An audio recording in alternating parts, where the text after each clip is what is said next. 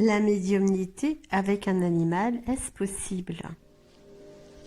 Lors de la dernière vidéo, je m'interrogeais sur la possibilité qu'a un être humain de se connecter à un autre être humain.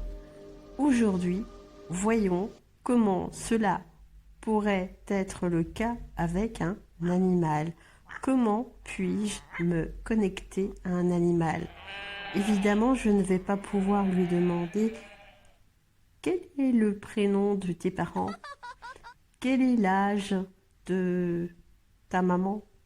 Quand est-ce que tu as vu ton compagnon chat la dernière fois? Ces questions que je posais à l'individu, je vais pouvoir les reposer à un être humain proche de l'animal.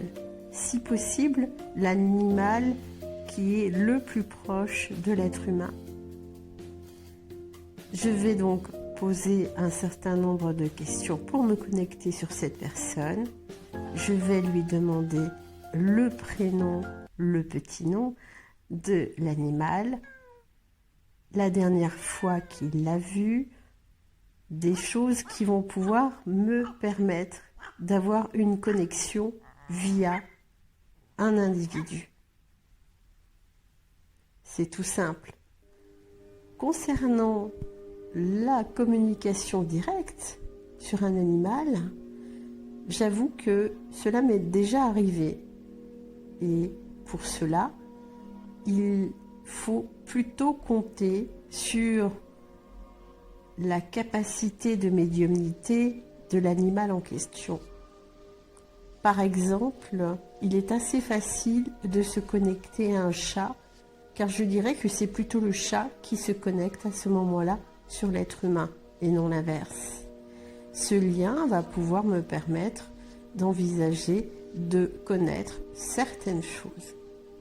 Ça peut être très intéressant. J'avoue ne pas l'avoir vérifié avec d'autres animaux, puisqu'à chaque fois, je me basais sur la connexion humaine de la personne la plus proche de l'animal en question. Voilà, c'est fini pour aujourd'hui. Je vous invite à me rappeler au 03 88 13 52 28 pour une consultation ou toute information. À bientôt.